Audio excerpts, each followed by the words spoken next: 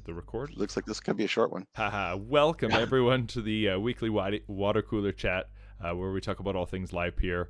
Today we're going to be, we do have a guest today. We got Hunter with Livepeer. He's the one that actually created the recent roadmap for Livepeer. And we will be going through a bit of Q&A questions for him in regards to the roadmap that he published, which I'm actually very curious about and very excited about to get some more clarification on it and get the idea of where we're going forward. So, but anyway, yeah, this is the water cooler chat. If you are in the audience and you'd like to come up and join us on stage, I'll invite you up to stage. Where it's pretty laid back. You can talk about all things and introduce yourself, and we'll go through some topics and learn and grow. So we'll start with introductions. I'll start with myself, and then we'll go through the list. I'm Titan. I run the Nightnode Orchestrator pool. I've been operating since May 2021. And my topics today are all about the layer 2 bridges, fast bridges, layer 2 Uniswap. I see that there's been a lot of people in Discord talking about issues with bridging to layer 2. And then also the contract address, people having a hard time locating that. And people want, there's been 2 people now that I see that have really specifically asked for a tutorial, a in-depth tutorial on bridging specifically, because there's actually quite a few options I didn't realize. There's fast bridging, slow bridging, exchange bridging, and even DEX bridging. So I did some research into it, and I'd actually like some feedback on if anyone's got more information on bridging so that I can put it into a more comprehensive tutorial. And even one of the people asking in chat was one of the whales that used to delegate to me. So if you're listening, I will make a video tutorial, and hopefully it'll help people out. And then the roadmap as well. So those are my 2 topics. So we'll continue on. Franck, would you like to introduce yourself and any topics? Yeah, sure. Also, as you know, I'm running Ultima Ratio node with Sienna since May 2021, and I've not a special topic tonight. Just maybe about the project of maybe have a RPC for Arbitrum. Community RPC Arbitrum things. Some orchestrators spoke about that on the chat, so that's all. Yeah, that's a really good topic. I'd actually like to dive into that a little bit. The RPC for Ethereum and maybe geth. That's been a topic, been a hot topic, because I don't think anyone really has a solution that we're all comfortable with yet. So, Yeah, sure. Yeah, absolutely. Thank you so much for joining us, Franck. Papa Bear, would you like to introduce yourself and a topic? I didn't really have a topic prepared. I'm actually traveling, so I'm a little disorganized today. But I am Papa Bear from Solar Farm, or I guess technically now it is solarfarm.papabear.eth. I think, let's see. Well, something that's just kind of I've brought this up before, but just kind of, I guess, there's not a lot of people here, but I'd be curious to get your guys' opinion on what you guys think about setting or having a different way of setting up max sessions, or max amount of work, I guess would be a better way of putting it, that a transcoder could handle. Because, as you guys know, all sessions are not created equally. And I remember it was like a couple weeks ago, I made some notes that it was like at one point I had like 15 sessions on one node, and it was using like 85% of the GPU, and on a different node I had 18 sessions, or I want to say it had more sessions going, and it was using like a third of the amount of the GPU. So it just doesn't seem like it's a very efficient way to denote what work we can handle just by arbitrarily, or not arbitrarily, but by choosing the amount of sessions that we can handle, because they're not all equal. And seems like a lot of times we're leaving a lot of compute on the table. Or on the other hand, sometimes we would go the opposite way and do it where it would be detrimental to us. So again, I'd like to figure out, again, going back to the pixels, maybe doing it by like how many pixels you're processing, I think would be a better solution. And that's more than just saying what, I guess that's what my topic is. I'd be curious to know what your guys' opinion is on that. That's a really good topic.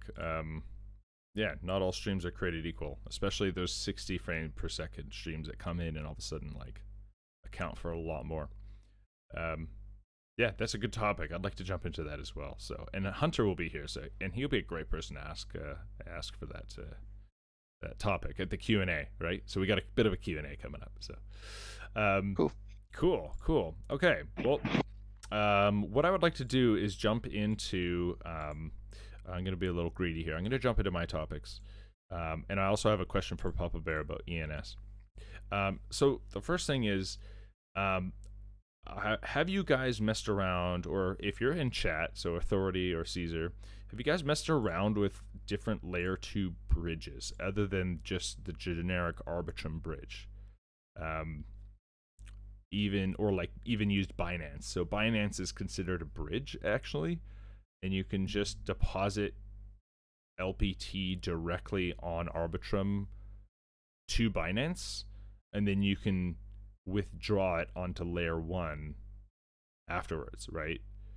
And they actually advertise this as like a thing they do, right? And obviously it's because they want you to transfer your tokens there so that you'll get locked up in their gambling site. But has anyone ever used something other than Arbitrum for bridging tokens? No. Go ahead, Frank. No, it's okay.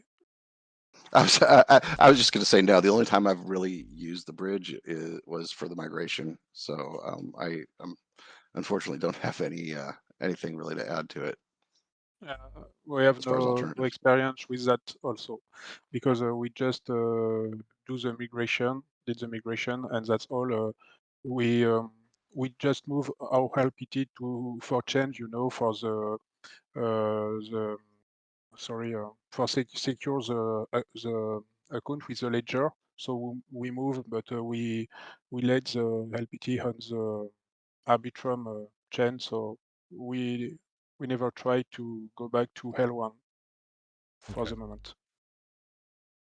Okay, so I got my research cut out for me then, because if you go to the bridge, it will give you an option for fast. Like, it'll give you a list of fast options, and there's like 15 options on there, and I've been going through each one. And so a lot of them are decentralized routers that you can people put in liquidity on layer 1, and what people can do is pay a fee to liquidity providers to do instant withdrawals off from layer 2 to layer 1, which I actually thought was a great idea. Like, I think Livepeer should put I don't know, maybe just Livepeer Inc. puts in 5,000 LPT into a layer 1 liquidity pool for Arbitrum, and then people if they only have 10 LPT, they could just pay a small fee and have it instantly withdrawn onto layer 1.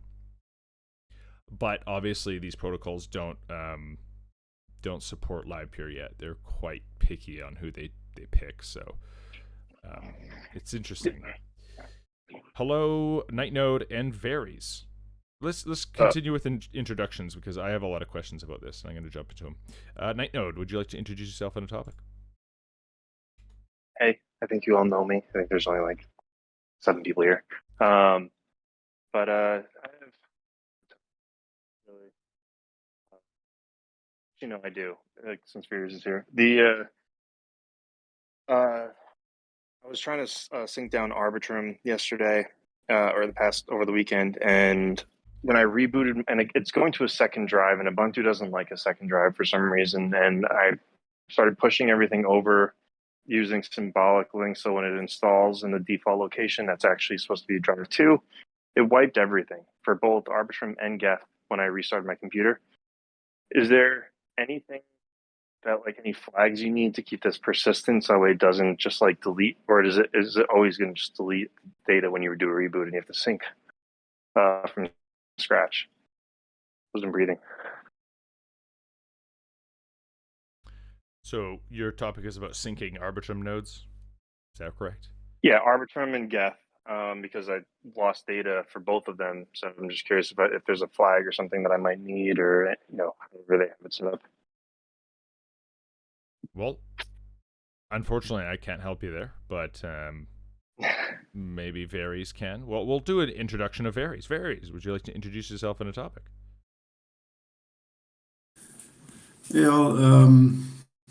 Yeah, I think everybody knows me here as well.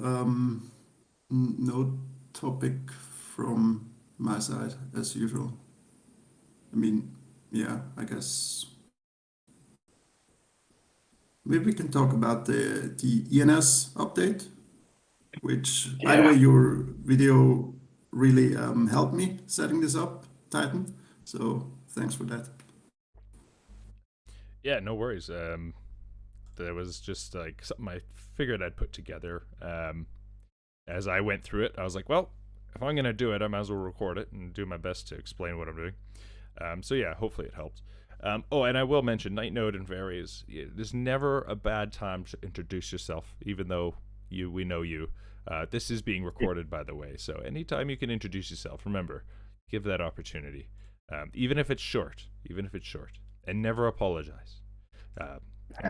Just because, yeah, this is recorded, so it's always good. You never know who's watching, I had a whale watch me once, and he liked my stuff, and he gave me 60,000 LPT. I still know he is. He's a great guy. But then I upped my fees, and he left, and I was like, I still know him. It's great. So maybe not that great a guy. Nah, he's just chasing fees, and it's like, that's all cool. I bet he's with one of you guys now, which this is awesome. Ftkuhnsman. Hey, that actually touches on a topic I wanted to hit on today. Okay, Ftkuhnsman, introduce yourself in a topic. Hey, yeah, Joey with Ftkuhnsman node. One of the things I've been thinking a lot about is delegator and orchestrator communication, right? Because the way the network is designed, it's really, delegators are anonymous, or they can be if they want to be. I mean, if they want to reach out to their orchestrator, they've got channels to do so, like through Discord or the forum. But I'd like to think if anybody else has ideas about a more formal way that delegators could, connect with their orchestrators, even if it's still on a, anonymous basis, right? Like what that might look like, and if there's any value that everyone sees in that. I mean, especially for the people who have like a few people only, right? Like I ended up finding like a LPT node he staked to me, and then now I have somebody else who staked to me, and I have no idea who that person is. But like it would be nice, like especially like when I got hacked, like it would have been nice to be able to reach out to that person, just to like say like, hey, I didn't like drop off the face of the earth. I am moving to a new address, but there's no avenue for that. So if anything like that ever happens, you just kind of hope they find you. I mean, luckily it went to authority, but yeah, that would be very helpful. On Etherscan, you can do like a chat with the person based on their address, but it only works if that person actually utilizes that. So.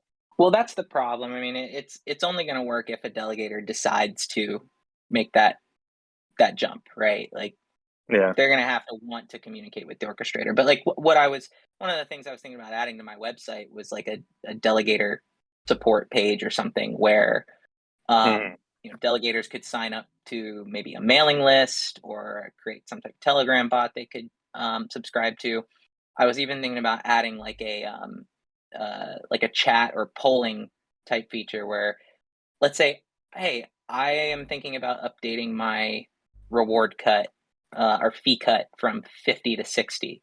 If I do that, will you stay with me? And have like voting buttons, and all they got to do is connect through MetaMask to prove that they are who they are and can submit their feedback, and then like they're participating in the decision-making process.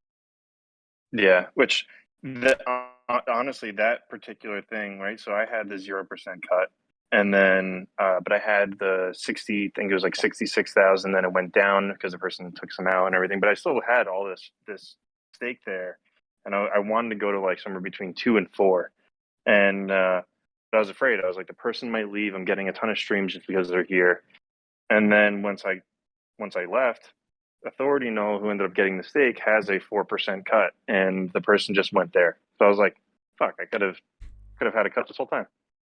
Like, but there was no way for me to know, and if you change it, you're risking losing what you had. Right? So it's a scary gamble. Well, that's what I was thinking. So selfishly, I was thinking for my own delegators and how I would communicate with them. But I mean, wouldn't it be great if there was some type of site where any orchestrator could go like set up their profile and allow their delegators to contribute feedback, almost like a version of what Discord does for us, right? But it's just all authenticated through your wallet, just signing a message. And you could make your communications public or private. You could be like a feed. Just thinking of ideas that might help the whole network. I think it sounds like a great idea. I mean, if you shared that, I would definitely use that. Same. That'd be nice if it was built into the Explorer, like under the delegate button, something like that. You can get updates and orchestrators can post updates. Yeah, that would be a nice feature. Yeah. Hey guys. I just don't know. So, Mike. Etherscan. Go ahead. Yeah.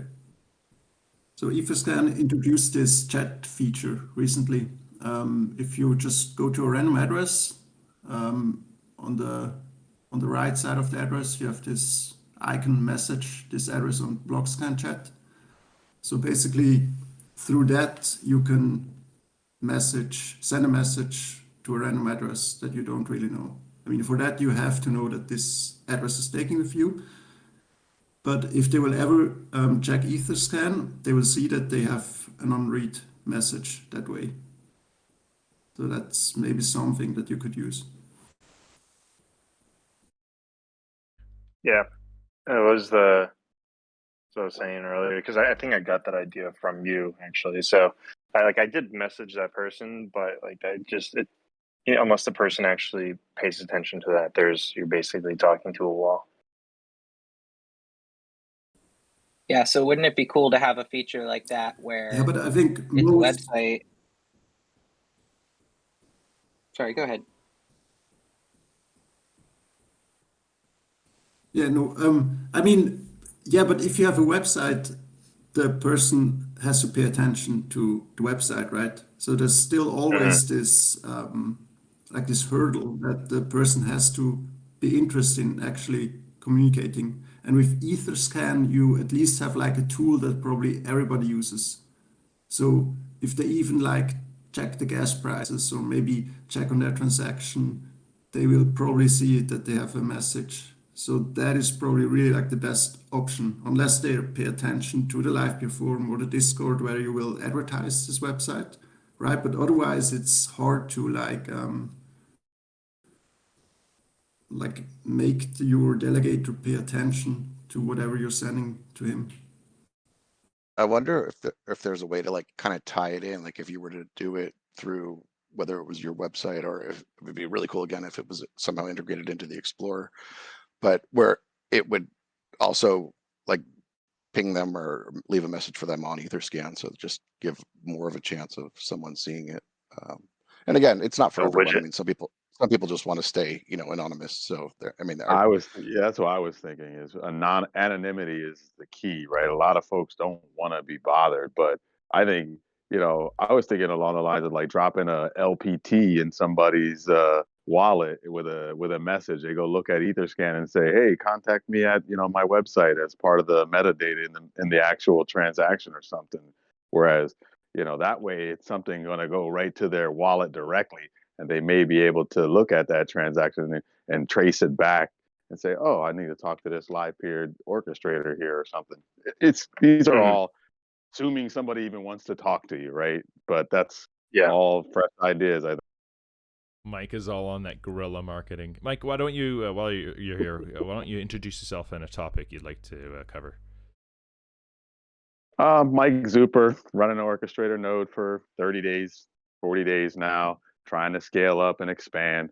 I'm a developer, software architect by trade. So I build software for, Fortune 100 companies throughout the world, everywhere. So, got a lot of experience doing this web stuff. And just, for me today, I was really just trying to understand more along the lines of these types of outages we've been having. I saw this weekend, it looked pretty ugly.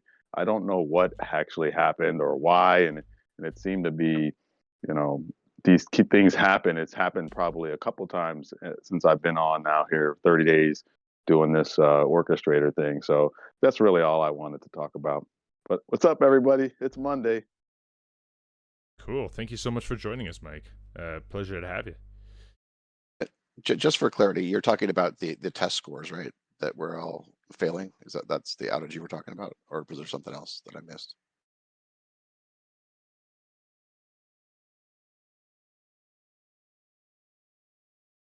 No, maybe. Can you guys hear me? I guess you can, because everyone else has been quiet.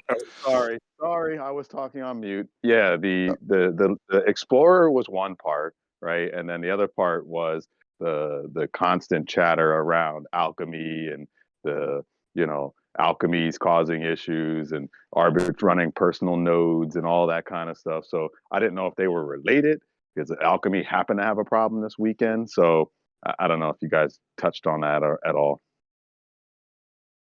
Yeah.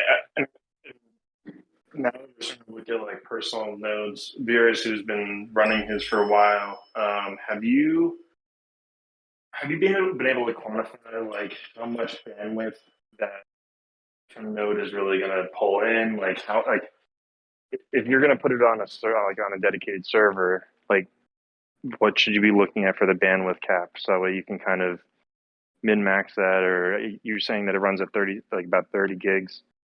But is that running the 30 gigs with geth as well, or just by itself?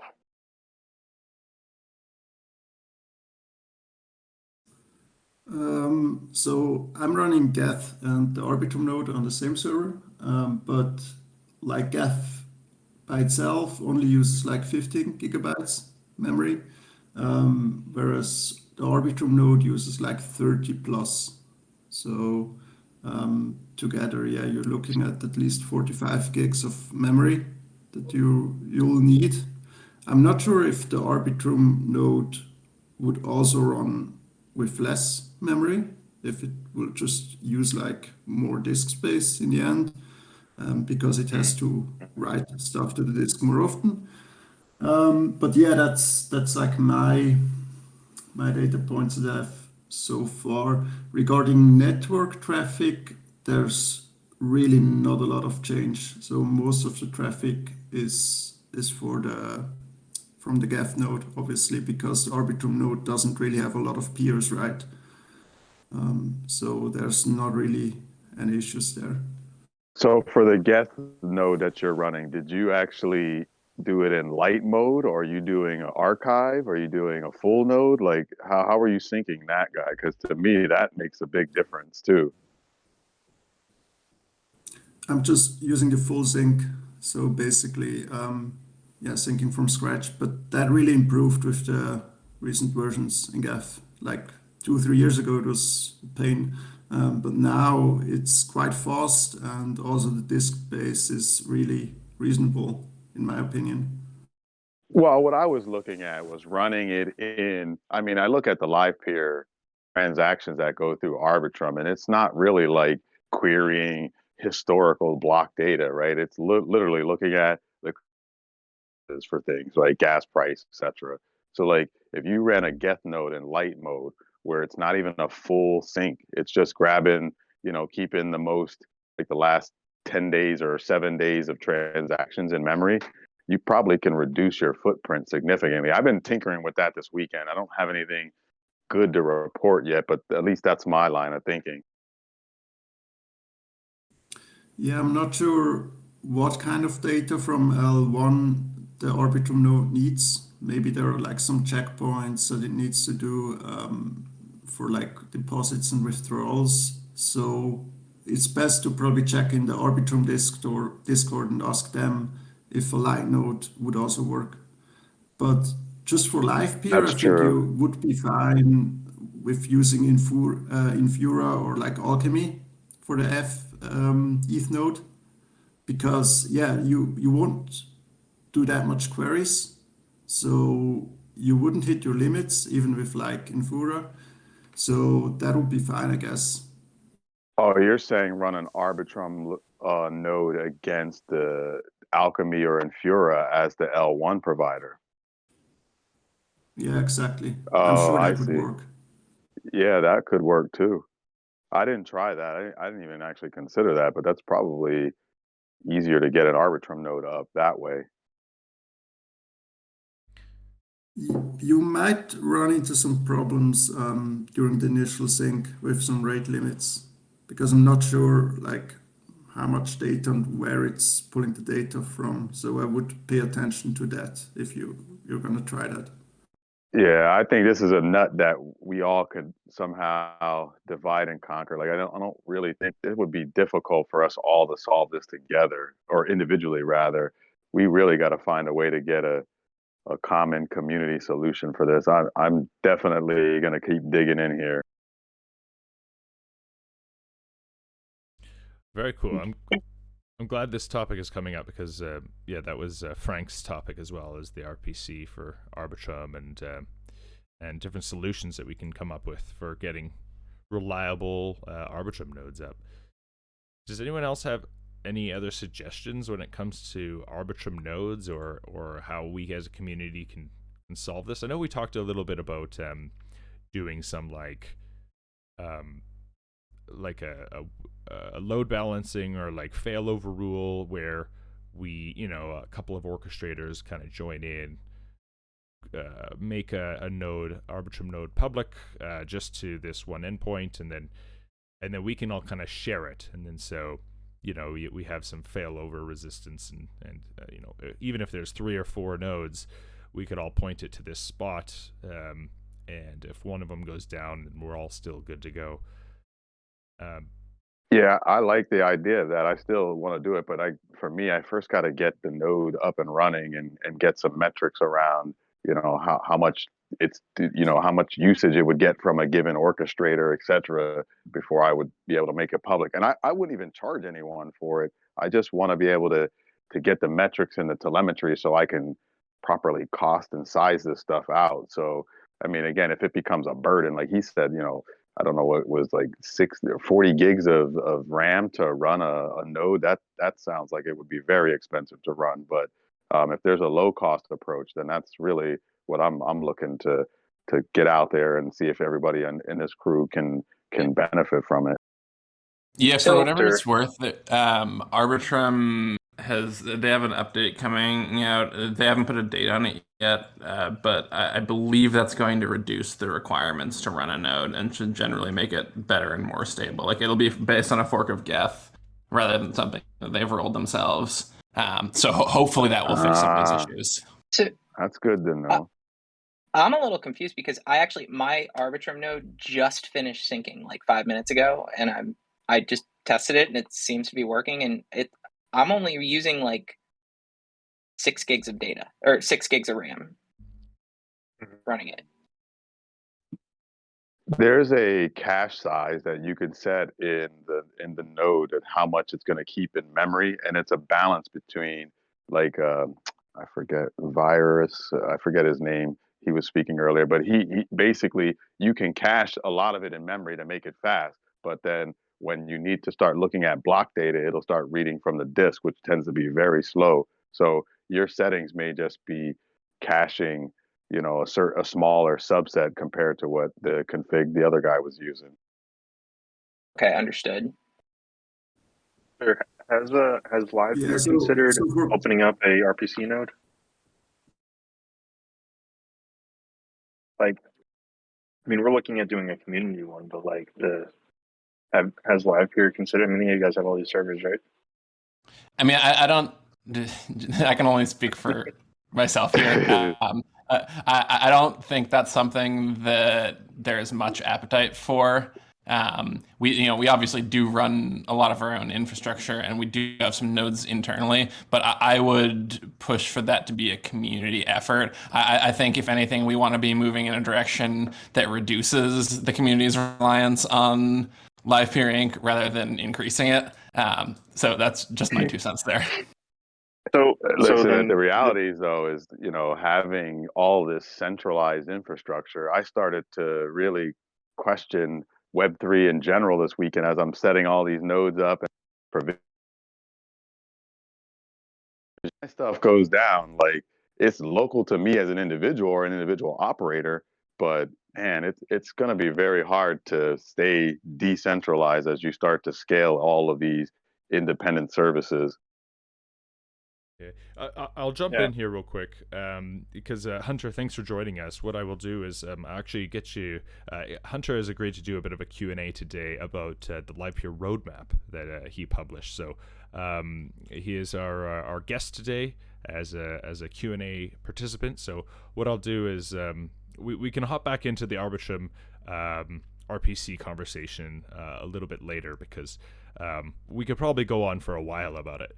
And I think there's definitely some solutions we can cover. But what I'll do is I'll hand it over to Hunter. Hunter, would you like to just introduce yourself, your role with Livepeer, and a little bit about the roadmap you published? Yeah, sure. So thanks, Titan, for having me on. So for those of you who don't know me, I'm a senior product manager with Livepeer. I focus specifically on the Livepeer network, which is to say all of the bits that you care about. Last week, we published a roadmap, which was somewhat overdue, I think, to cover what we're going to be working on, at least in the upcoming quarter. I think the reason I'm personally hesitant to publish a longer roadmap than that because the reality is this space moves really fast, and I think we can say with certainty that there are things that we'd like to focus on and beyond that point, but the goal is really to provide a more concrete document detailing what we're actually doing this quarter. And are those targets or are those actual deliverables you plan to release this quarter? They're deliverables we plan to release this quarter. Very nice. Yeah. So I'm not sure if anyone's dropped the link to that roadmap in the chat. But I'm happy to cover any questions that anyone has about the thought processes that went into this, why we prioritized certain items, really whatever y'all want to talk about. Cool. Thank you so much for joining us. I have like 4 topics, but what I'll do is I'll start off by handing it over to everyone else. Would anyone have a question about the roadmap or a topic they'd like to cover about it?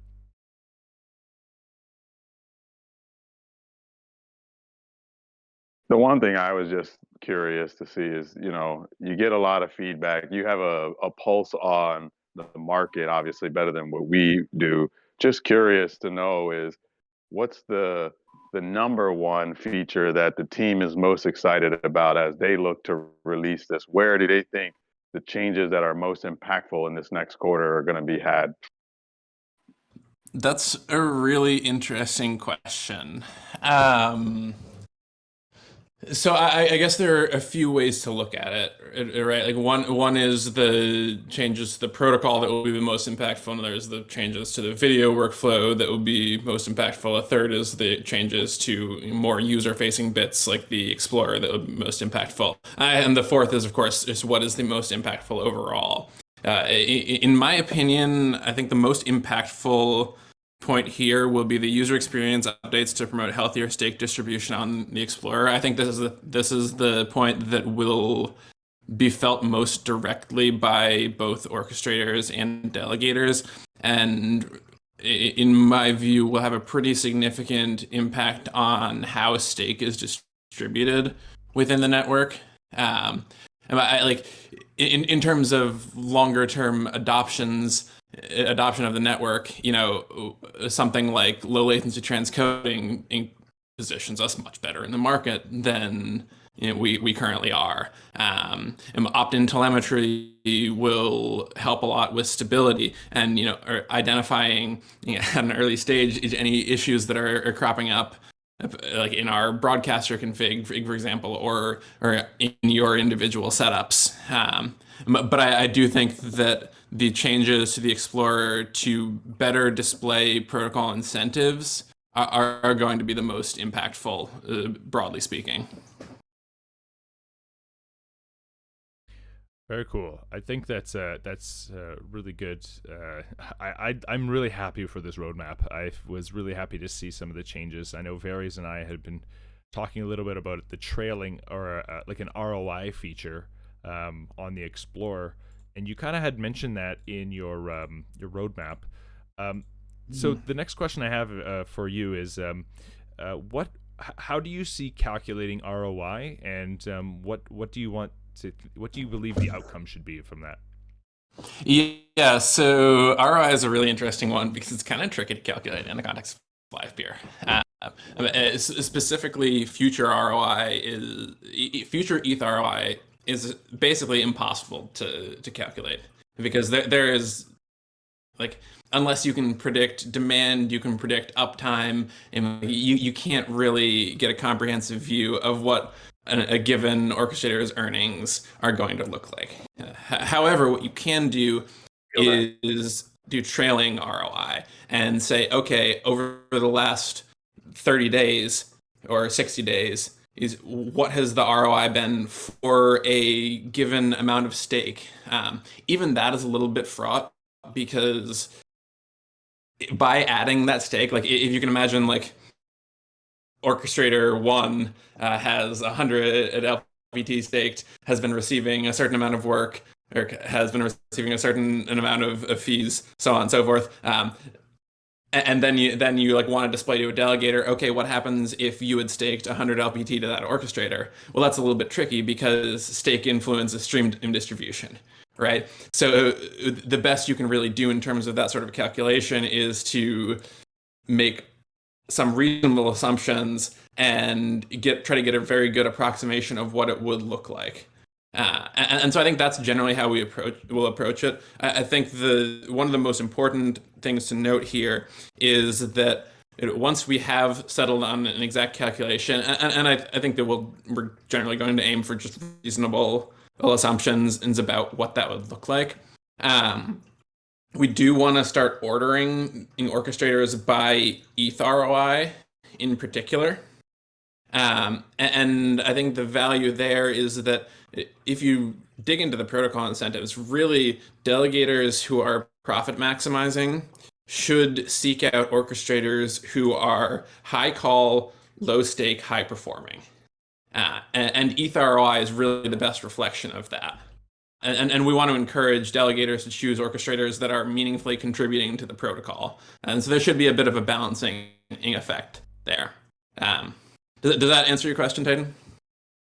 Yeah, absolutely. I just like to hear the thought process behind it. I don't know if you were here for other conversations we've had. I know Vires and I had talked a little bit about ways of calculating that, and I think we came up with like a 90-day trailing ROI based on, obviously your reward cut, and then your fee cut, and your on-chain tickets that you've received.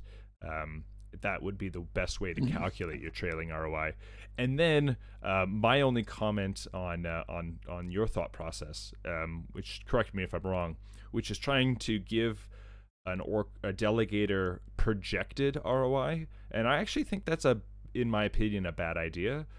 Let people come to their own conclusion based on 90-day trailing ROI or 180-day or whatever, and avoid the idea of trying to tell someone what they could expect.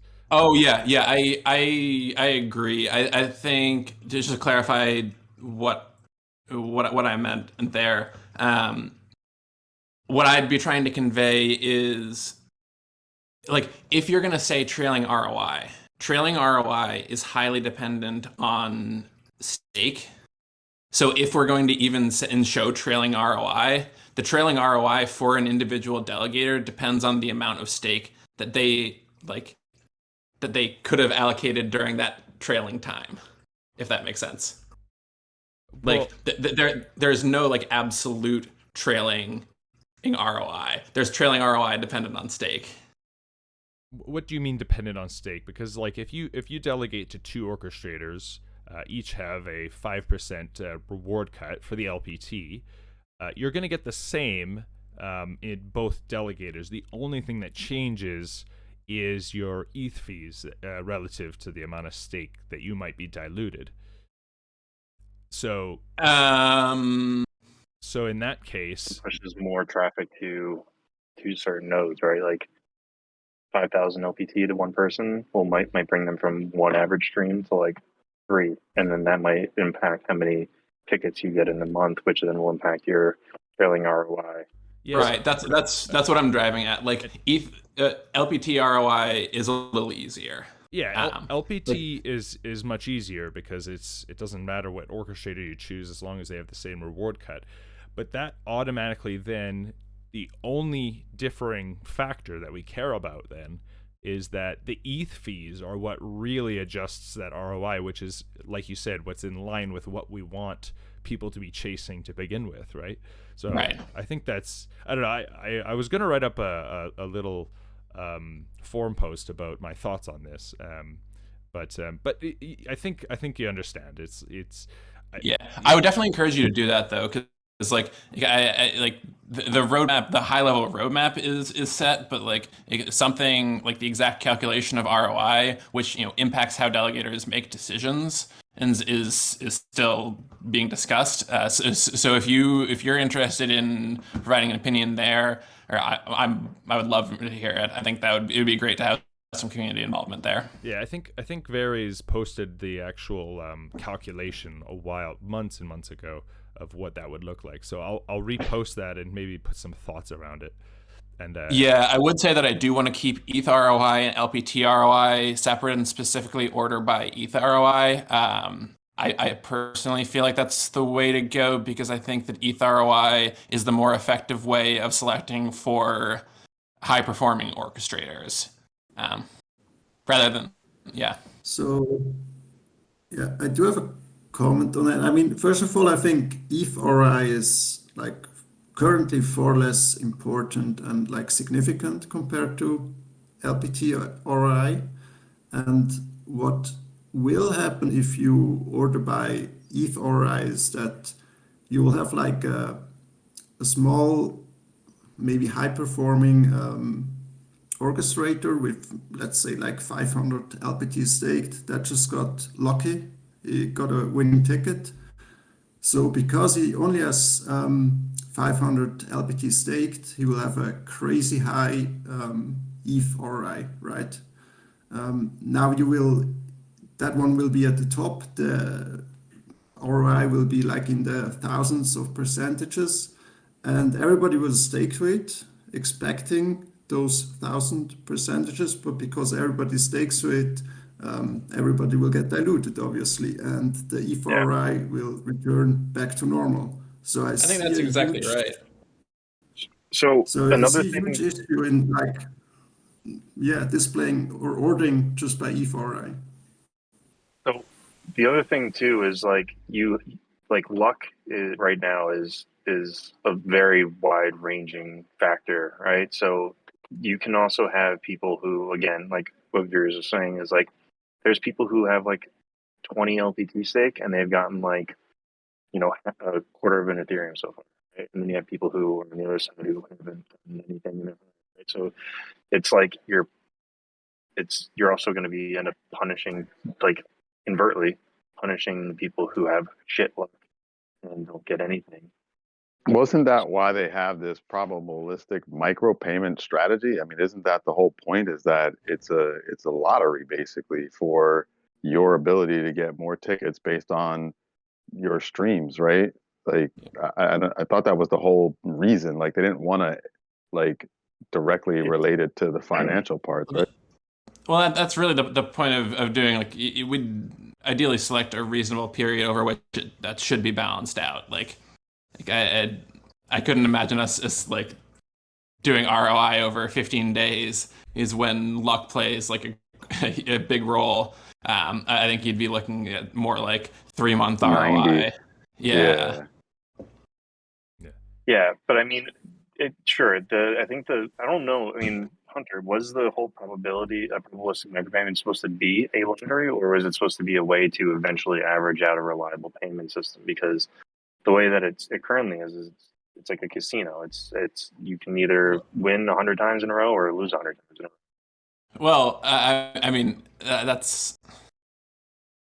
I think that's a simplification of the system as it exists, right? Like it's a complex algorithm. It's not as simple as that. I mean, the casino is also an algorithm, and the casino's algorithm is rigged for the casino. So, I mean, I think it's not a fair comparison, but I think I understand your point is that the fact of the matter is it is a lottery, though. But the lottery, you know, and the algorithm, again, I started reading about it. It's pretty dry and hard to follow. But if you do follow it, it's based on those tickets you get, so for a given round. So it just, you keep accumulating those based on streams.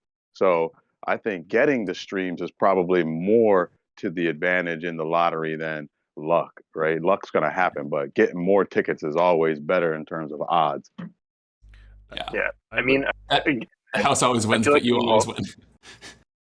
No, and I feel like I'm at this point, I'm just still harping because, like, you know, I'm in the boat of no luck, along with a few other people. But basically, like, the reality, like, is that like between a few of us, we've transcoded almost like 20,000 minutes of video for like almost nothing, right? And sure, it's a lot, but then at the end of the day, like, we have overhead, like, you know, a couple $100 a month for now, which isn't bad. But like, you're expecting, like, I mean, if it's going to be like you do this for 6 months with nothing, like, you may as well just be a delegator. I'm with you. I was running for 30 days and I've gotten 2 tickets already on a single node running out of my house, like, with like very horrible bandwidth from a upload perspective. So I empathize with you on that part. Like, if you haven't gotten a ticket, so that's unfortunate. But again, I still haven't quite figured out that the magic behind it. But I'm going to keep perfecting. Go ahead, Titan. I just want to hop in here real quick because I do believe the probabilistic micropayments is mostly in line with actually the rest of the crypto community as a whole and the crypto ecosystem. Like if you want to talk about luck, like, go do some Bitcoin mining on your own. Like, let's see how long it takes you to win a block on the Bitcoin network. Like, that's built in from day one from Satoshi. And you know, if you go to other proof of stake protocols, I mean, it's the exact same argument. You know, how many blocks do you win in your proof of stake node is all dependent on luck. So like, I do believe, it's unfortunate, Nightnode, that you're behind on tickets, but I will mention that, like, as the crypto ecosystem as a whole, like, this is actually kind of the default, and so it's something that we have to get used to. I would also just add, the difference between a Bitcoin miner too, just for perspective, is like, when you win a block, you're winning, like, I don't know, what is it, a couple $100,000 worth of Bitcoin, right? We're like looking to get like $100, right? So a couple things just to jump in, since we're talking about roadmap items here. I would point you to the last item on the roadmap under protocol for this quarter, which is increasing the orchestrator limit and reducing broadcaster deposit requirements. And this is going to entail us taking a hard look at the existing payment protocol implementation. So there's we know that this is a pain point, and there are good reasons why we went this route. And the reality is that it would not be sustainable for a broadcaster to pay the transaction fees on every single segment. Like, that's just straight impossible. And so there are good reasons why we went down this road in the first place. But now it's starting to become a problem from the perspective of the capital requirements for the broadcasters, especially anyone who wants to run like a small broadcaster or like not necessarily part of a scaled operation, and for the orchestrator limit as well. So I would encourage you to keep that in mind. Like, We know that the unpredictability is a pain point. We're aware of it, and hopefully we'll be taking a look at it at this quarter, at least in some way, shape, or form. And if we don't make changes to the payment protocol specifically, then I could definitely see this being a roadmap item to at least make it more consistent, lower the face value of tickets now that we're on an arbitrum. I believe there's actually a PR in Livepeer about ticket face value, but I haven't looked in a while, so I can't confirm. But yeah, that's 2 cents there. Cool. Any last comments on the ROI thing? I would like to move on to a couple other questions and topics. Cool. Yeah. That's probably The probabilistic micropayments could probably have a 2-hour conversation just on its own. It's a big thing. Yeah, it's pretty big. So great. Okay. A couple other topics I wanted to cover in that roadmap. The next was the staking page, the single staking page. Hunter, could you explain what that might look like and the thoughts behind it? Yeah, so this is really about making the experience of delegation nicer. You can kind of imagine, so right now, if you want to delegate, there aren't like clear CTAs to do that, to switch orchestrators. B, you have to go into an individual orchestrator page. And so that, A, is hard to navigate. B, presents some architectural annoyances that make maintaining the site harder.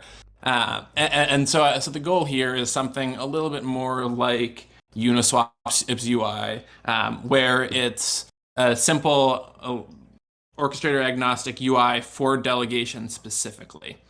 This is not to say that we're going to get rid of orchestrator pages, because we're not. Those are staying. It's simply an abstraction of what we would call like the write actions, where you're modifying, you're bonding, you're unbonding, so you're withdrawing, etc. It's an abstraction of those actions into an individual component, which can be accessed as a single page. So that's an overview of what that looks like. Does that answer your question? It does. Does anyone else have any questions on that? That sounds like a UX, a workflow in the UI more than an actual back end change. It doesn't sound like there's any actual change on the back end. It's just make it easier on the front end and reusable. Yeah, because really what we want, and with this series of updates, it's that are oriented around the delegation market. We want it to be to reflect the protocol incentives, which is the first part, and B, easy for delegators to take actions that are in keeping with the incentives that they see. So I think that's the motivation here. Very cool. Great. We'll move on to another question. Hunter, how much time do you have left? I can go a little longer. Okay, cool. Let's talk about latency improvements. There was a mention there about how broadcasters sending segments and streams, and how that could be modified to improve latency in the network. Could you explain the thought process behind that and what the improvements might look like? The gist of this, so this is not going to be something that is really visible to orchestrators. It's going to be mostly visible in terms of the round trip time. So right now, and forgive me if any video people are on the call and I butcher this, because this is a really technical subject that I'm still wrapping my head around a little bit. But what happens is the orchestrators send transcoded packets back to the broadcaster as they become available. And what this means is that there's like almost like this break in processing time. Like you process one, then process the next, then send it, rather than sending a more like WebSocket style stream of data. And so that's what we need to move towards. And so Mist Server has already implemented LLHLS, which is low latency HLS ingest. And So right now, it means that the bottleneck in terms of offering like a true low latency service is in Go Livepeer and in how we handle transcoding segments. We basically want to move away from segments into a stream of data. And really, this is like, I wouldn't necessarily call it table stakes for competing in the modern video industry, but it's not far off. If this is a service offering that's incredibly important for any sort of application where latency matters, which is more and more of them. Yeah, that's very cool. Did anyone have any questions on that the segment versus HLS or different architect of the workflow process of the streams?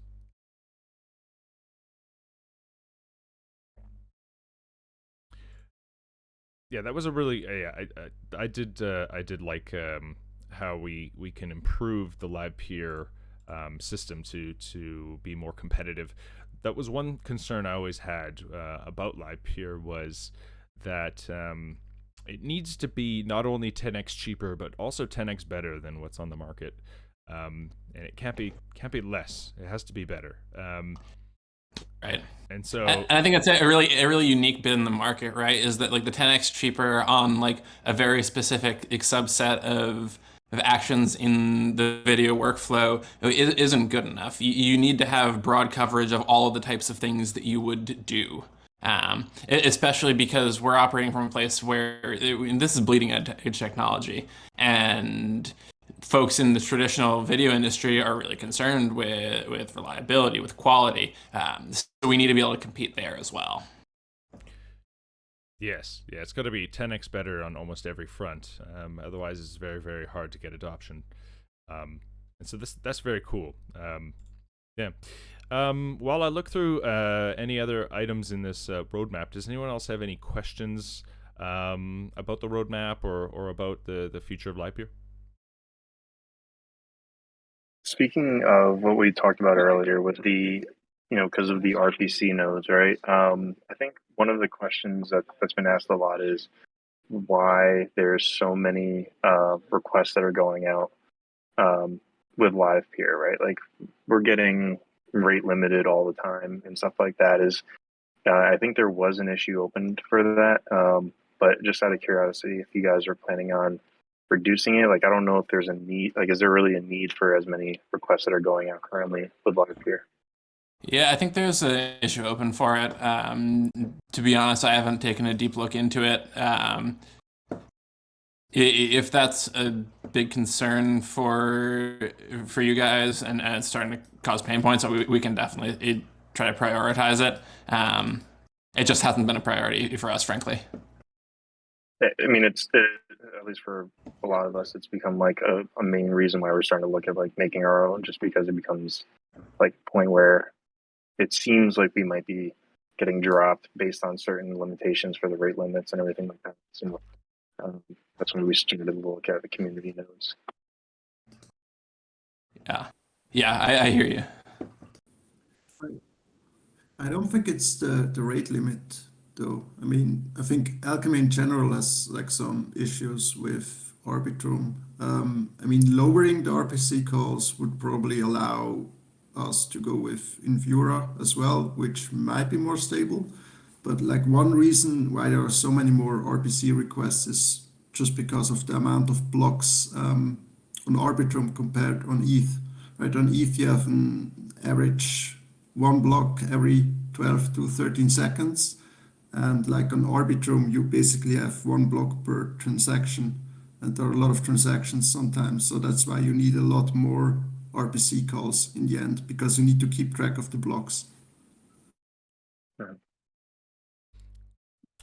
And what about what effect is adjusting the block polling play in Arbitrum, as far as like if turning that up, if we're trying to reduce the amount of requests? Has anyone played around with that and found that I mean, personally, I don't really mind when I see a rate limit thing. I don't see that affects my work. I only notice it when I don't have much work, but but I have looked through my logs when work's flying by, and those things just pop up and they just go right away. So I don't think that they're like Vires saying, I don't think that they're actually a problem in causing any stream loss. They're just they look ugly, but I don't think it is affecting the work that you receive. Other than, again, just I think they just pretty much look ugly. But again, sorry, the first part of the question was, do we need, if we don't need to be making that many calls, can we just lower the block pull or raise the block pulling time and then not see so many errors without having any issues?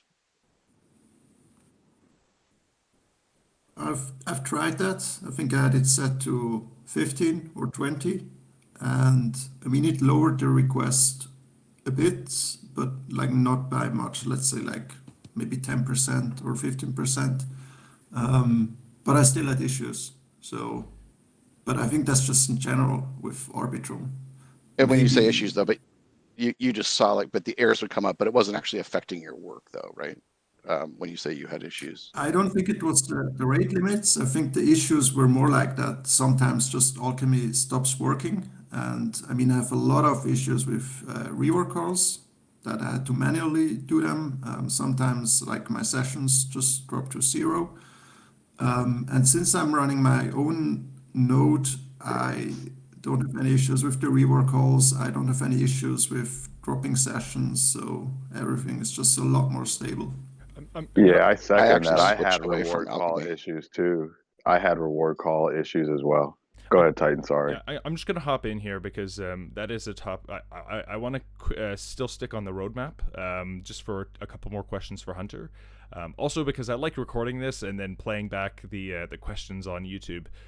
People have given lots of comments. They really like when I take the individual questions and I put individual YouTube videos on them. So I'm going to stick to the roadmap if you guys don't mind, and some questions for Hunter because I got 2 more for him. Before we can move on to some other topics. So Hunter, the other question I had about the roadmap was about the telemetry for node operators. Could you explain to us how that would look for what you guys are requesting and how that would benefit the network? Well, I think that the list of like exactly what we're requesting is still up in the air. In general, it'll be an opt-in process, just some flag that is off by default that you turn on if you're willing to provide in metrics and logs and things like that. I know that there was a little talk on the call last week about potentially making some of those available to the community as well. I personally think that's a good idea and would help with something like, say, the project that Ftkuhnsman has been working on to collect metrics from orchestrators. So I think there's a chance to work together on that. In general, the goal here is to start to have a little bit of visibility into what's happening so that when you all say, hey, I'm seeing this error, I'm dropping streams, we can say with some kind of certainty, yes, this is a problem, or no, this isn't a problem. And so I think that's a bit of the motivation there. Great. Would anyone here object to providing? I guess I probably shouldn't bring that up because it's your choice, but it's an opt-in, I believe. Is that right, Hunter? Yeah, definitely opt-in. This is not a situation where we're like forcing anyone to provide anything. And is that planned to be some sort of offline phone home, or is that a phone home in the middle of the workflow, and that perhaps would impact the performance of the actual workflow for transcoding? I'm assuming it's something that's going to be passive, offline, background thing, not going to affect the main process of Livepeer. Just curious.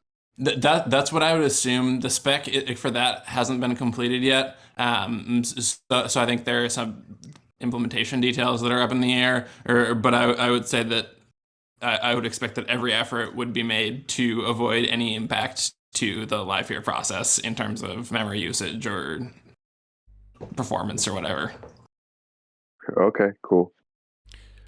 Great. The other one, other topic I'd like to cover is the ENS, the Ethereum Name Services that was rolled out recently. Could you just talk about what it is we're trying to achieve with the Ethereum Name Services and how you see that benefiting the Livepeer ecosystem? Yeah. Yeah, I can elaborate a bit on this because it's something that we discussed at length, both internally and with community members. This is something that definitely didn't happen just like in behind closed doors. So the gist of it is, first of all, the existing 3-box implementation, like 3-box is like very much deprecated. It is no longer a workable service, like period. They've disabled write access. Reading it is a pain and impacts the performance of the Explorer, or it's just no longer a workable option.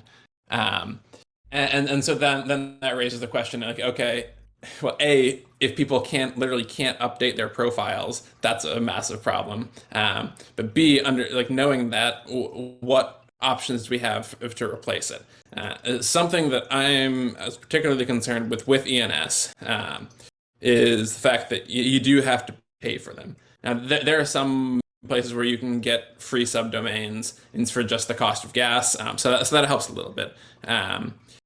But the reality is that there are not a lot of other mature identity solutions out there. There are some that are getting better, but the community, the Ethereum community, and really the crypto community in general, hasn't really coalesced around any given identity solution other than ENS.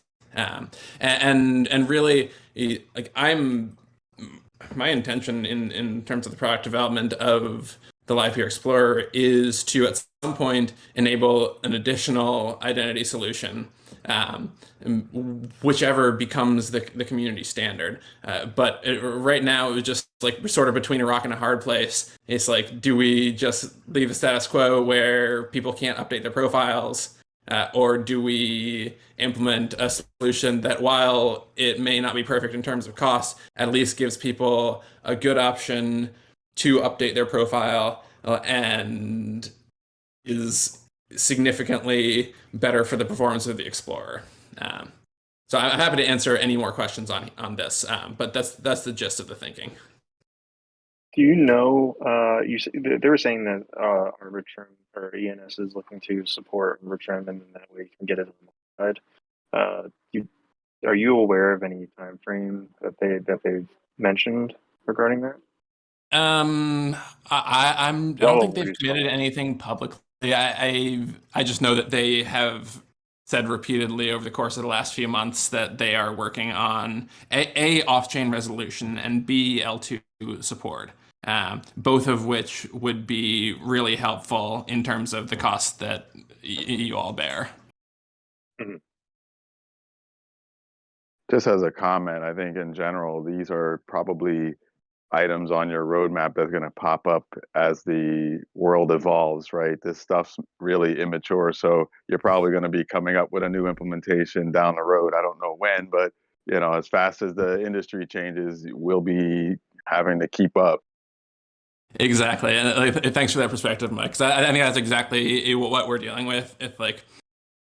The question is with implementing any third-party provider in this ecosystem is, well, like, is it mature enough? How much potential tech debt are we incurring if they just disappear and the devs stop working? And I think on the balance of it, ENS was the best option here, at least right now. Is there a plan to implement the nickname, title bar, profile name into it? Because right now we are all .eth domains.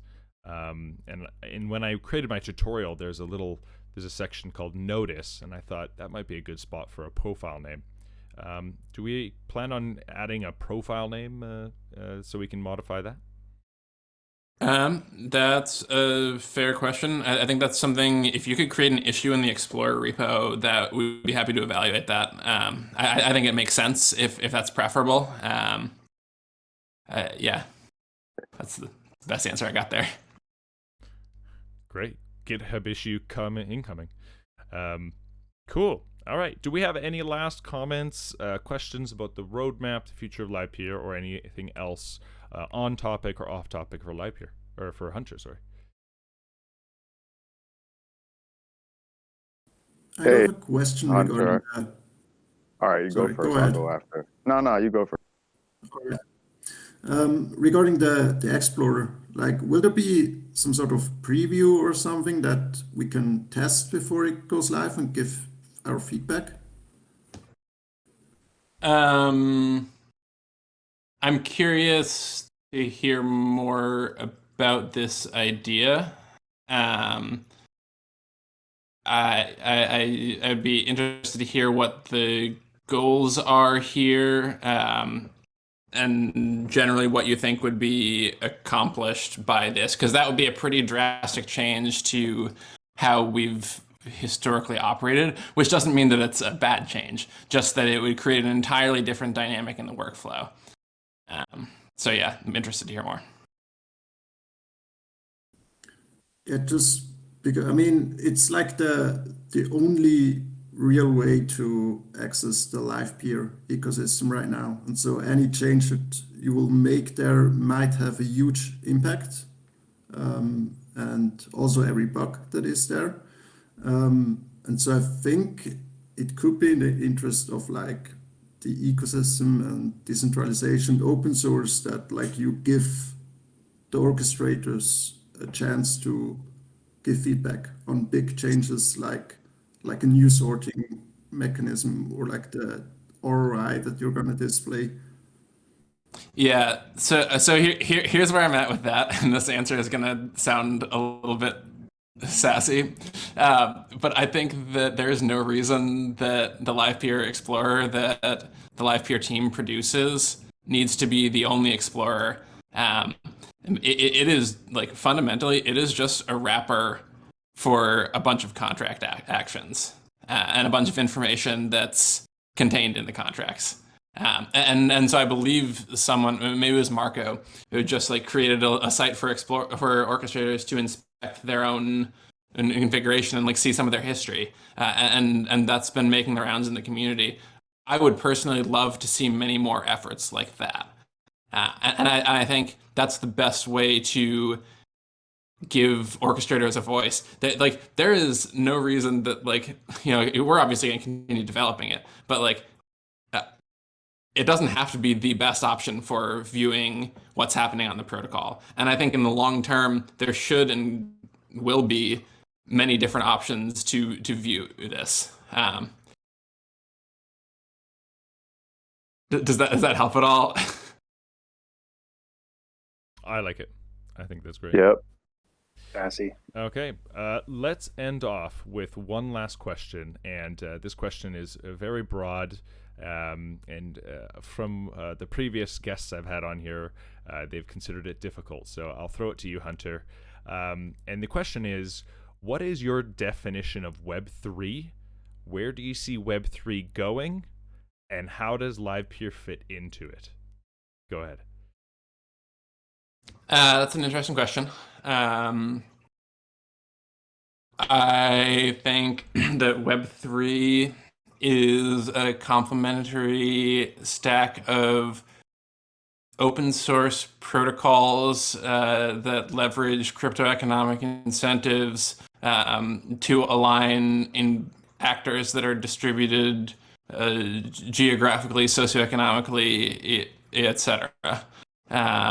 I think that, you know, regardless of how you feel about the, like, whether or not cryptocurrencies are going to replace fiat, I think there's an extremely strong argument to be made that the design patterns that Web3 technologies, including Livepeer, including the graph, including IPFS, Arweave, if so on and so forth, that those technologies are based on a fundamentally more resilient and architecture that in the future will also be more performant. And I think that's really where I see Livepeer fitting in. Is like there is this whole world of really unique video technology that if we're operating a decentralized stack, needs to exist in a decentralized way. And I think that's where I see Livepeer fitting in, is that it is the critical video infrastructure for Web3. And I believe that Web3 will support the next iteration of the internet that we all use and love. Does that cover your question, Titan? Well, it's your answer, so it's pretty open ended. But I really appreciate the viewpoint, and I really do appreciate you coming on here. Any last questions for Hunter? I just want to dovetail the last question you had for him, just relating to Mist server. So, server, what I gather is, a software application you deploy to a server, and then you can ingest and broadcast and then transcode through Livepeer. But Livepeer as an orchestrator model works great, right? But Mist server still seems like that thing out there that's still like centralized, that one node, that it's not a node. There's no crypto economics there, right? There's nothing in terms of being a broadcaster or using Mist server that would be incentivized, right? Like, is that something that just you're bringing it into the fold now and that's being worked out, or is it just because it's still early on in that relationship? I mean, can you talk on that? And is that clear, my question? Yeah, right on. And so I think the first thing I would say is Mist actually just about 3 weeks ago, sometime in February, went fully open source. So that's out there. I would kind of classify Mist, this is my personal opinion, that I don't know if everyone at Livepeer would agree with me, but my opinion is that Mist is the sort of technology that doesn't necessarily need crypto economic incentives. Like it basically abstracts away a lot of really hard parts of video. And really what matters is that technology is open source and available to anyone who wants to run it, and is like maintained in a sustainable way. Historically in open source projects, of course, maintaining them in a sustainable way is the problem. But yeah, so I would say like it's this open tech that abstracts the hard parts away.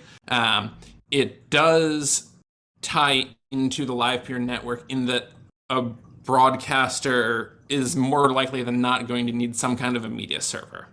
And so Mist, the play from Livepeer then would be really to say, hey, we're gonna let those people that want to have a low cost transcoding, this broadcasting on Livepeer, this distributed streaming. You can do the ingest through Mist. You manage it, but you don't need to be the expert in video tech and all of the ins and outs of all of that. So having that is just complementary to just getting more work on the network is really what it ultimately boils down to, right? Exactly. And if you look at so the mission of the Livepeer project, which independently of Livepeer, is to build the world's open video infrastructure. And that means, in like the Livepeer network is a part of that. But so is the sort of technology that like Mist that makes it usable. I see. Yeah. I would add, just to wrap it up there, we're currently working on a much tighter integration of Mist and the broadcaster node, so that those will form their own little part of the stack. And so in that sense, I think you'll see the relationship get tighter, but it is just like fundamentally open technology. Sounds good. Hunter, do you have time for one more question? Yeah, I can do one more, but then I gotta run. Okay, great. I don't know how much you know about Theta. Theta is another protocol trying to build infrastructure for video tech. What is your opinion on Theta and how it relates to Livepeer, whether they're compatible or competing? How do you see that? To be honest, I'm not super familiar with Theta. I'm probably not the best person to speak about that. To my understanding, they've taken a somewhat different approach to the problem and specifically to decentralization. but I, to be honest, I'm not familiar enough with that platform to really make comments in one direction or the other. I've looked at a few of them, Titan. I can probably tell you that it's like the PC versus the Mac. You know, it's one of those Android versus iPhone where it's more of a batteries included broadcaster through encoding experience than having this open individual node approach where operators are running for different transcoding and things like that. It's more like the platform called Theta does everything, and then you behind the scenes can participate with infrastructure. So it's a little different in that regard, but it is the same problem space. So they're just different. It's a batteries included or an open, pick your piece solution. Interesting point of view. So very cool. Thank you for commenting on that, Hunter and Mike. I really do appreciate you taking the time to come and answer some questions about the roadmap that you created. We are always excited to see a roadmap put out because it helps guide us as orchestrators through what we can expect coming up and the conversations we have, as well as delegators who are watching this get a better understanding of where their stake is being being utilized and how the future of the project looks. So if you are watching this, great to see you. And thank you, Hunter, for joining us. Yeah, of course. And I would say that we can definitely expect to see roadmaps on a more frequent basis moving forward. I think that we'll probably do, near the end of this quarter, we'll do a review of the deliverables that were in this roadmap, as well as a session looking forward towards Q3. Because as you know, roadmaps are their goals, and we hope we'll be able to stick to them as close as we can. But life happens sometimes. So very cool. Anyway, thanks y'all. I'm gonna jump off. Yeah, no worries. You're always invited to stick around, of course. But if you got to go, no worries. We still got some more topics. So thank you again, Hunter. Yep, of course. Later, y'all. Thanks. Bye bye. Okay. Very cool. I hope everyone enjoyed that. That was great to hear him come on and talk about the roadmap and clarify some things. There were questions I wanted to jump into. Although I asked this earlier, and this was my topic, so I'm gonna be a little greedy. I'm gonna hop around to my topic, and then we'll hop into the other ones. I asked this earlier, but I wanted to know. There's been a lot of people asking questions about L2 bridges, fast bridges, L2 Uniswap. Does anyone here have an experience with using fast bridges that do instant L2s to L1s, or using exchanges as bridges, and their experiences with that? Yeah, I actually used one yesterday. What's it called? Across.to. Mm-hmm. I swapped arbitrum ETH for mainnet ETH. Took like 2 minutes. Very cool. Yeah, I came. So I did you find a cross by going to the bridge arbitrum, and then there was like a link telling you there's faster options, and then that's like the first one I think is a cross. I can't actually remember. I was Googling and stuff. I don't know how I stumbled across that. How is the fee on there? I mean, it was.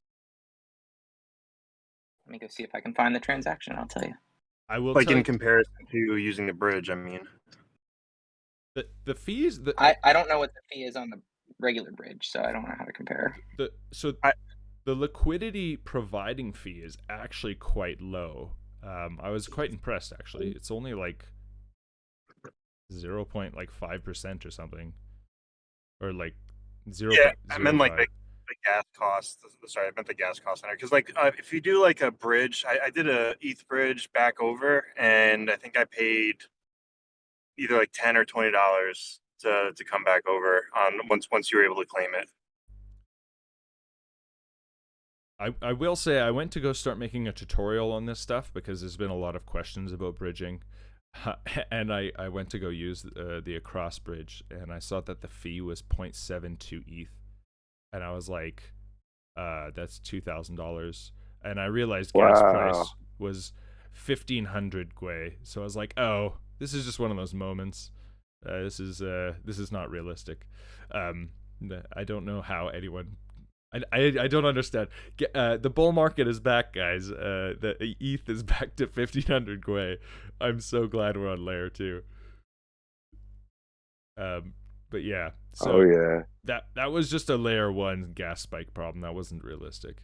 But anyway, what's happening is I'll give a little explanation. There's been a lot of people asking about how to.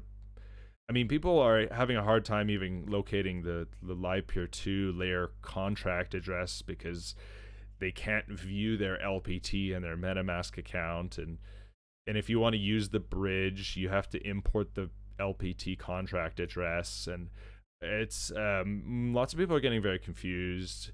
And so as I started diving into how to use the Arbitrum bridge, I started realizing there's actually like quite a few options for moving stuff around. There's things like routers, where you can pay a fee pay a liquidity provider fee, where you can do instant withdrawals onto layer 1. There is Uniswap layer 2, which you could technically use an AMM to swap out of LPT into ETH and then withdraw. There are exchanges listed as off-ramp bridges, so you could just send your layer 2 directly to Binance and then withdraw on layer 1. And I guess they're willing to do that for free because you have entered their casino and they hope that you just stay in their casino. So yeah, I'm basically, I want to put together a comprehensive tutorial on every way that we can offer instructions on how people can move LPT around between layers. So if anyone comes across resources or has used these services, please let me know, because I'd like to try them out. I do have like I think a Google sheet that lists various bridges for all kind of protocols, so I'll share it in the event chat once I find it. And yeah, I also have experience, obviously. I mean, I'm basically active on almost every chain, used many bridges, and there are some pitfalls that you need to like be aware of. So one thing is like obviously the fee. Some bridges Slippage? charge, yeah, slippage if you do trades. But just for bridge trading, it's like sometimes they charge maybe like 5%, or they charge a flat fee, and depending on that, you have to choose one bridge over the other.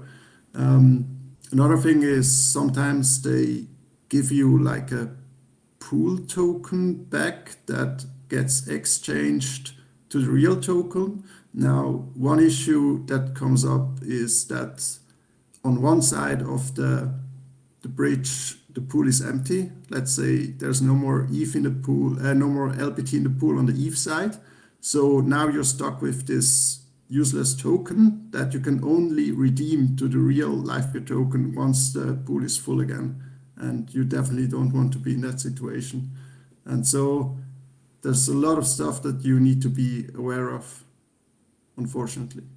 Yeah, exactly. And that's why so many people have been asking for a tutorial, because there's lots of confusion, and I don't mind experimenting. Like, I do that a lot already. Obviously the main way Wouldn't to you get just emphasize it working though? Like if you found a way to make it work, wouldn't it just start there and then maybe optimize a couple choices along the way? Yeah, of course. I'm in the preliminary.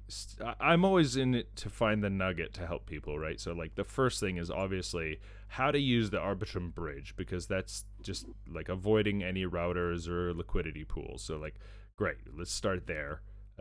Basic understanding. But then it's like, okay, what are the other options? Okay, well, option 2 is going to be using an exchange. Okay, well, if you've got an account on Binance, here's another option.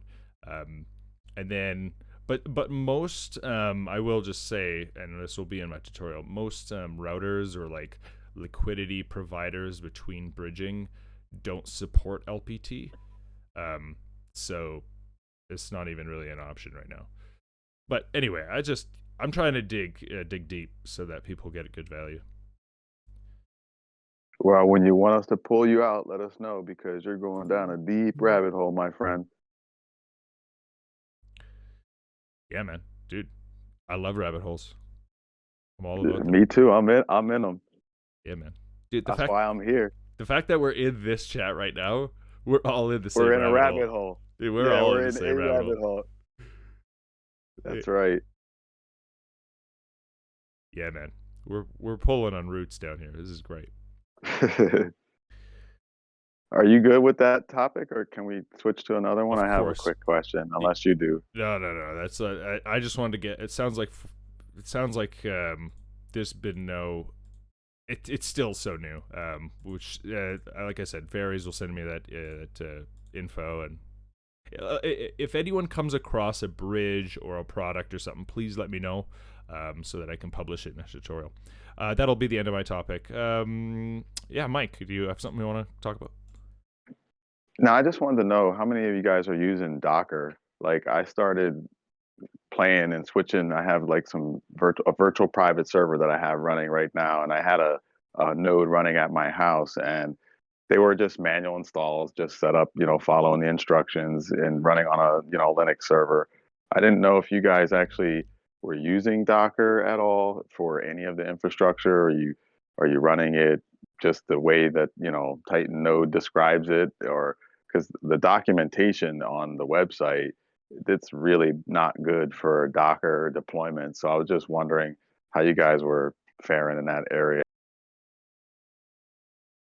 I do have GitHub where I probably need to update it a little bit, but it basically goes over like start to finish Grafana, Prometheus through Livepeer on Linux, with a bunch of like setup scripts and the configuration files and templates and all that other stuff. When I get home, if you want, I can send it to you. But yeah, I don't use Docker. I like to just. I don't understand Docker as much as I probably should, but I like the control of just having it on Linux. So. Okay, no, that's cool. I'll take a look at whatever you have. It's definitely anything to help run it on Linux, making it easier. I mean, I had a nightmare of a time over the weekend just getting NVIDIA drivers working on virtual private servers and all this stuff. So that was a mess for me, but I finally got through all of that stuff. But just trying to automate my deployments and keeping the ability to turn nodes up as the demand comes up and shut them down when the work goes away is something that you got to look at to keep your costs low. So, and with Docker and my experience in enterprise software running in production is that these things are built for elasticity. So just curious, I'm probably on the deep end by myself out here for this stuff. I think most of you guys are just kind of throwing up some nodes and manually installing them, but I don't know if anyone's considered quote advanced. Like I was looking at reward services separately from the Redeemer service, separate from the orchestrator, separated from the broadcaster, all of these pieces being broken off into like a really complex topology becomes hard to manage unless you're using a tool like Docker or Kubernetes. So just didn't know where you guys were. Yeah, they were looking. I mean, I have a grant thing open to look into Ansible, which I've kind of put aside for the minute, but Ansible would be like a good scaling option later on. Yeah, I've used Ansible as well. But like for the time being, like I just have that script, and that basically will go through, download everything, like most recent version. There's also an update script in there, so you can just run it to do updates. But yeah, it'll download everything, create all the directories, do all the permissions, start get all the services placed. You just need to go in and then like modify the configuration files to be specific to you. Right, but it takes IPs, like maybe like whatever. 15 minutes to get yourself going. So. I got one last question, and I'm sorry to be hogging up all the time. Feel free to tell me to be quiet. But the orchestrators that you're running multi-node, are they all using the same Ethereum contract or address, or are they all using independent addresses? How do you manage that? Is it you're copying the private key to those servers, or like, is it each one has their own, and then you just have the one calling the rewards and redeeming services? Are those the only ones that run the contract?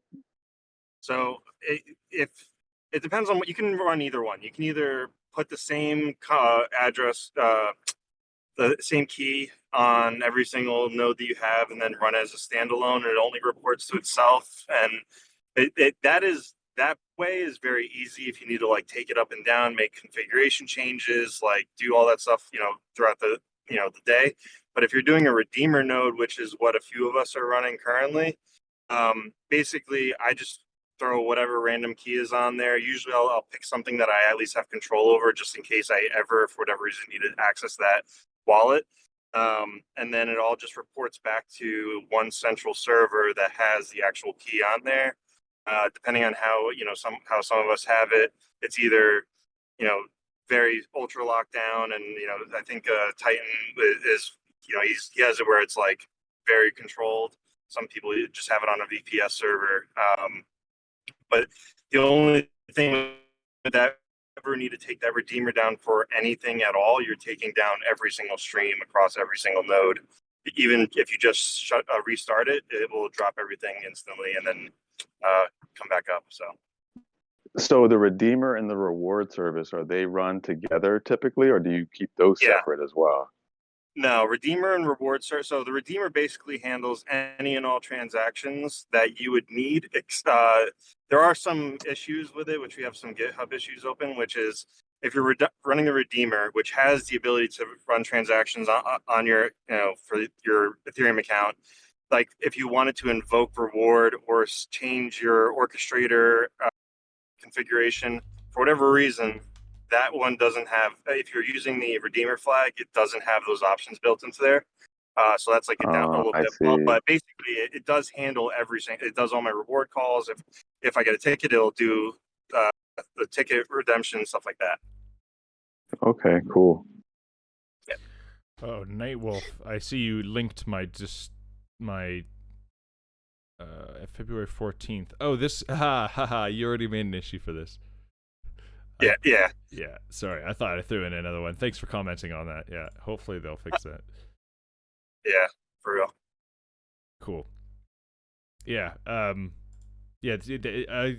That's how I run the nodes. You just have orchestrator nodes with random keys on them spread on your VPSs, and then you have your redeemer node at home or on a server you control that you have locked down. And you can do all your transactions there. And you just point those orchestrators with random accounts. You just point them to that redeemer node when you start that orchestrator, yes. And everything just magically happens. Yeah.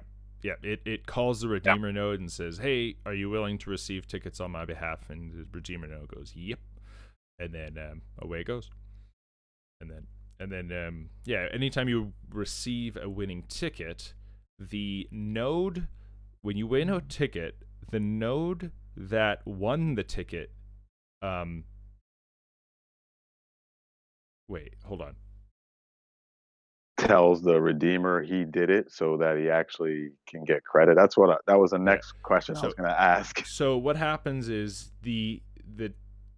I don't know exactly so what happens if you win a ticket, the redeemer, because the node itself checks the tickets, so it doesn't send each ticket to the redeemer to check.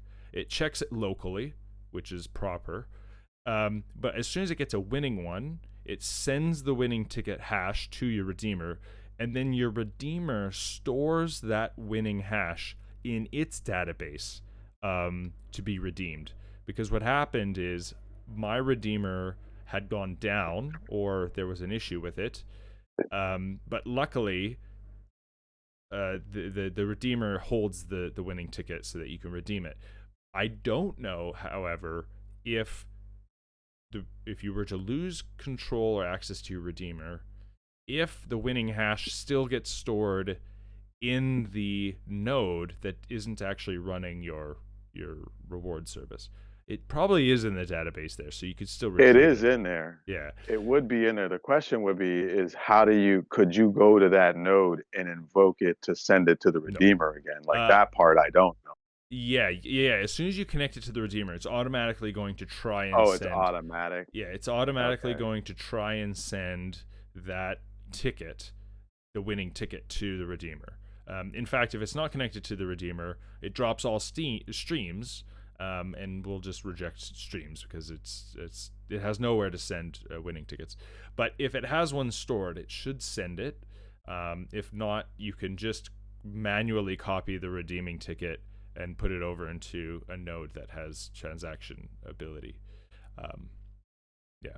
Authority had Awesome. issues with his when he got his ticket. It was giving errors. I forget what the exact error was, but it was saying that I think it was saying like something like it couldn't find the account, but basically it just kept trying over and over and over and over again until we fixed the issue, and then it redeemed the ticket. So it doesn't it's not just like if you're not ready for it, it just goes away. It does kind of sit there. And I don't know if you were trying to ask this earlier, but like Prometheus and Grafana, if you're running Prometheus and Grafana on all your nodes, you'll see, like, for example, like I have a panel that says you have a winning ticket in this location, right? So it will show that there's a winning ticket in that location particularly. So if it's in Frankfurt, you'll know Frankfurt got the ticket.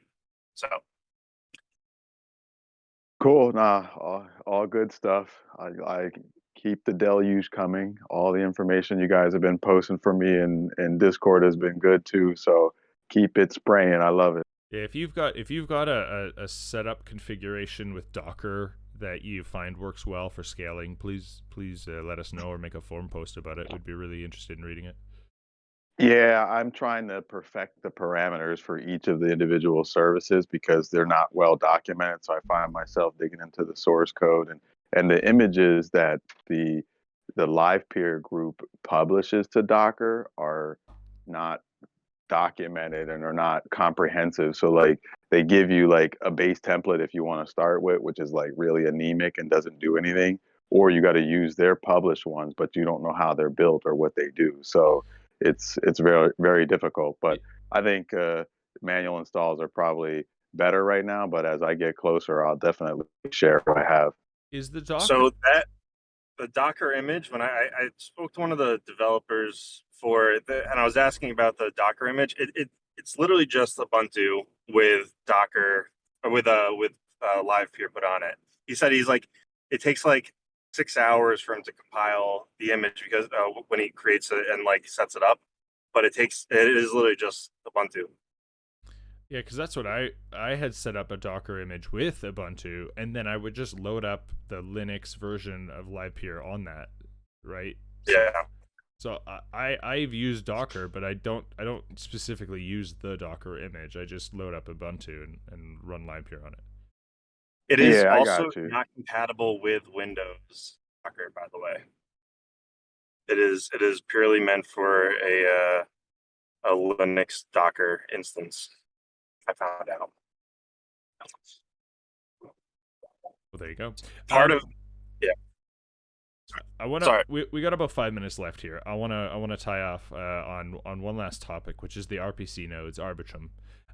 Who here would like to commit to providing an Arbitrum node for the community to use as a shared pool of nodes?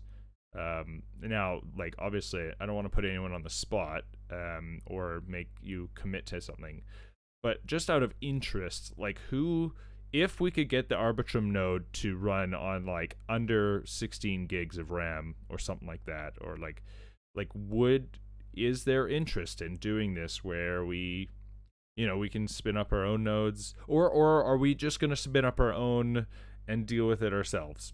Do we see a benefit in combining that failover? No, as long as like certain parameters within my setup are met, I have no problem doing that. Like I'm just curious as we add 5, 10, 20 orchestrators to it, does the bandwidth that you're expected to come out of that server like drastically shoot up? If not, that's fine. Does that increase like your RAM if you have more nodes on there, or if not, it's fine. So like, I think those are kind of important questions for everybody to understand before committing. But if it's not bad, I'll. Do you mean by like are you referring to network traffic like? Yeah, network traffic, system resources. Like, is it going to start, spiking? Like, the more people that are connecting to it and making calls, like, is that going to drastically add? The number of connections and the number of requests coming through to that node are Exactly. definitely going to drive up CPU and memory usage. I mean, how much per connection, that's not known. And I think running it yourself and getting some metrics from it first will at least tell you what your type of workload would look like. And we'd have to extrapolate from there what others. And again, if a couple other members are currently running nodes, they have their metrics. So you can compare notes and start to extrapolate the true cost to managing it. But I think individually, we're probably going to spend more money.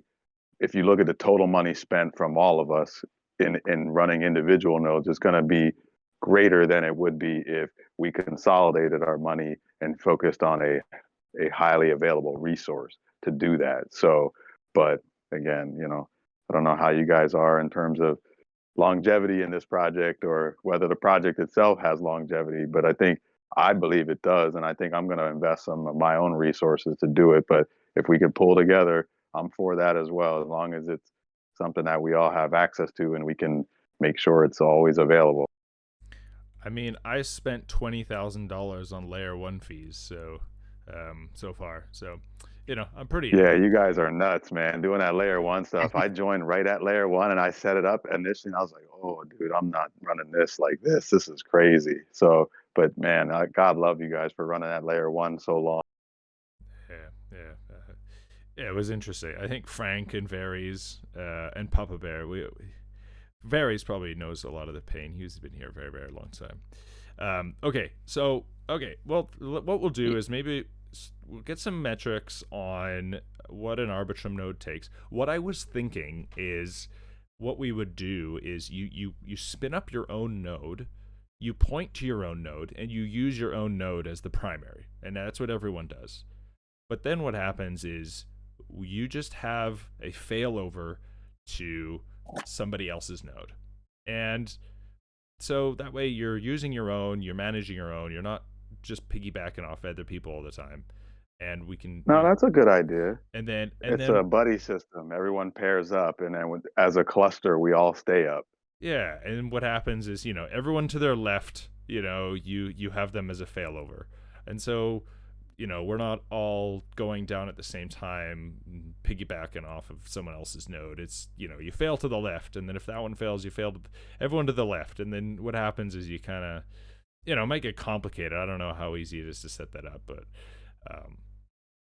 Anyway. I mean, is it still not cheaper for everyone to just contribute to one node? The only problem I get what you're saying, but that still requires everyone to spin up their own node and spend those resources. But that's the resilient part where, like, if that one node goes down, it's the same problem with Infera. Like, we could all just buy Infera endpoints, but then when Infera goes down, we're all down, right? So I think the whole point was robustness,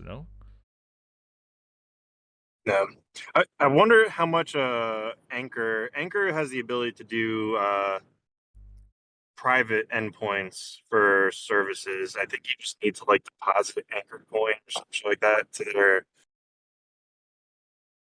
And the public RPC node isn't working properly for arbitrum, so that might not be a great idea. But some of these have like Morales and Anchor, I think, have private. Anchor's about $750 a year because it's 10,000 coins. When I looked into it, I don't know if that changes based on what the value of Anchor is, but I looked like a week or two ago when it was you had to put 10,000 Anchor in, and it said it was about $755 for the year. I think it was for the year.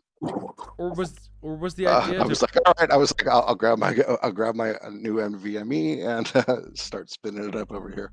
or was the idea to grab, to take some resources from all of us, spin up one virtual machine, and then we all bump off that because it's like good uptime and reliable, and was that the idea? And then you can almost fail over into like Alchemy or Infura.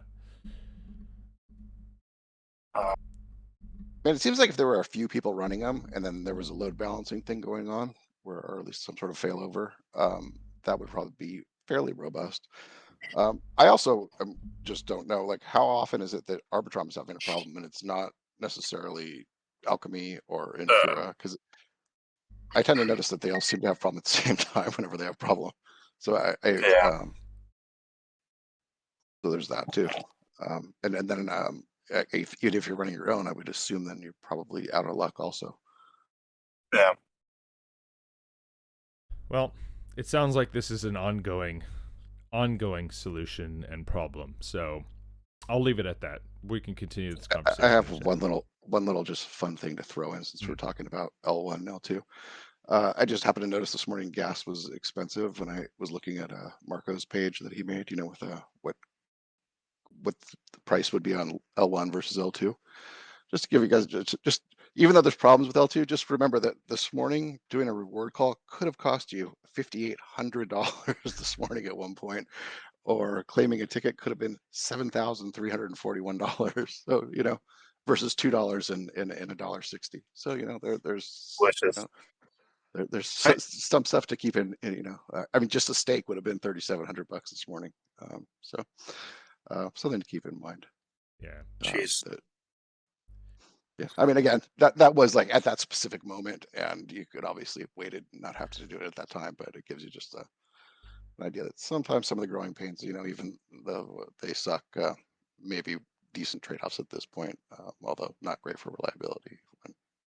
Yeah, if the bull run continues, or if this thing keeps going up and fees keep going, like this upgrade was just in time. Yeah. So anyway, I'll close it off there. Thank you everyone for coming for this water cooler chat. It started off with three of us, and luckily grew into a robust and educational water cooler. And so I do appreciate everyone coming.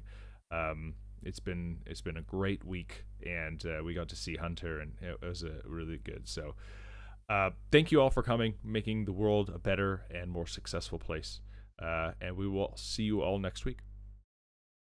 Thank See you. ya. See you. See you.